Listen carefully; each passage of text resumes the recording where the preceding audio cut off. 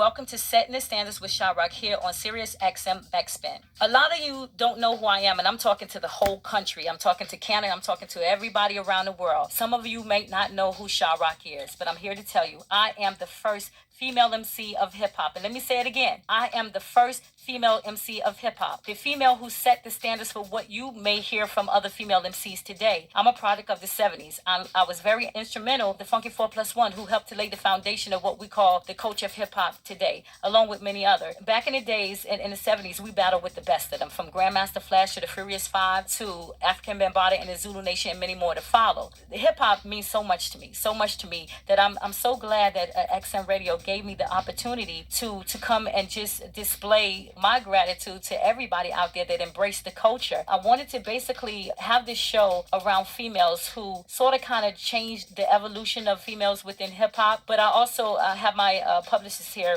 EvaMarieKing, that may want to ask a couple of questions, and maybe I can help her out. Thank you, MC Sha-Rock. I learned hip-hop up in the South Bronx at Bronx River Houses, so I am somewhat of a historian, and lately I've been working with a lot of young people, mentoring them, teaching them the history of hip-hop, and I became so interested in women in hip-hop, especially from the 70s, from your era, because we learned from you, and I didn't see it in a lot of books and publications. Right. So my question is to you, why is it that many current hip-hop artists and people who love hip-hop in general don't know who Sha-Rock is? Well, I think it's basically because, and we've been pondering with this for many years, and the only thing that I could say the reason why they don't is because you had your tape deck cassette era, and then you had the video era. See, I'm a product of the cassette era. So a lot of people, that may have been listening to my group, the Funky 4+1 or Sha-Rock, you have people like Run DMC, or you may have people like Salt and Pepper, or you may have people like, Queen Latifah's Camp, different MCs that may have known about us, but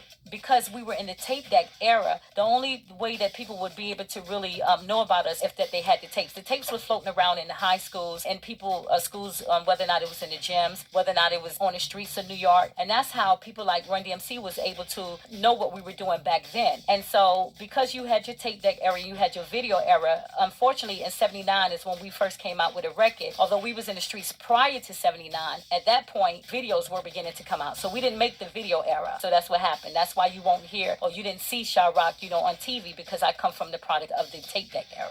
Got you. Okay. So the young people that are looking online for videos, they won't necessarily find the Funky 4+1 videos. No, they will hear the music. The music is available. And some, you have like your old historians that may be running around with some of the tapes from back in the days. If they will go to them and say, look, I want to be able to listen to these tapes that were from the 70s era, that's the only way that they will be able to get it. But as far as the music from 79 and on that we recorded, you're able to get those songs from off of YouTube or from any other places, but you would only be able to see or hear, I should say, these songs that we recorded from 79 and on. Okay. All right. Now, give us the real deal on MCing from its inception. What made a bona fide MC in the era before recorded hip-hop a bona fide MC? I mean, what did that take? Well, back in the days, in order for you to become an MC, a lot of people really didn't call ourselves rappers. It wasn't until 1979 that we started doing, we made the song Rapping and Rockin' the House, and then you had the Sugar Hill Gang that did Rapper's Delight. You weren't called a rapper back in the mid-70s. You were MC, Master of Ceremony, or you were the mic checker. You were not called a rapper. That only happened when Record came out in 79. That's when they said, well, this rap artist or this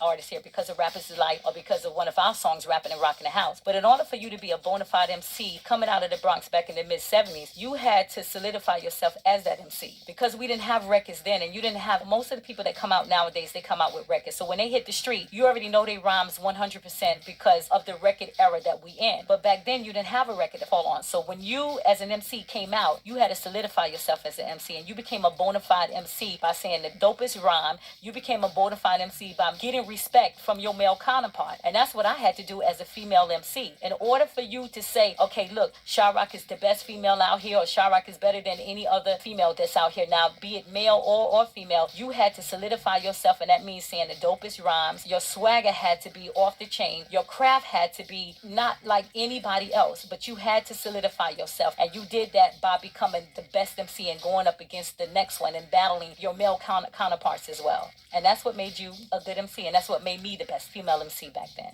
Okay, well, good answer. So just, tell us a little bit more about your career after the Funky 4+1? You moved on with the Us Girls? Or? Well, basically I did. I was actually going back and forth. I went on with the Us Girls to record Beach Street, but we also became one of the best female group that's out there now. And one of the girls that we went up again, back in the day, she's going to be on the show today. And I got to say that this show really is about females that I wanted to highlight and give a contributions to some of the unsung females whose songs that y'all may know about around the world and some of you may not know about. But some of them and a lot of them that I have on the show has made an impact within the music, industry. Whether or not it's a song that made you dance, whether or not it's a song that made you cry, but you knew. And I just wanted to have have the females on the show to be able to honor them in a way where a lot of people, they're not telling their story. A lot of people when they do interviews, they always say, well, I want to give a shout out to Sha-Rock, or I want to give a shout out to MC Light, or I want to give a shout out to a lot of different females. But I wanted these people on the show so they can be able to tell their own stories in their own words. And I'm just basically trying to highlight them in a way. So I want to thank a lot of people for joining us tonight here on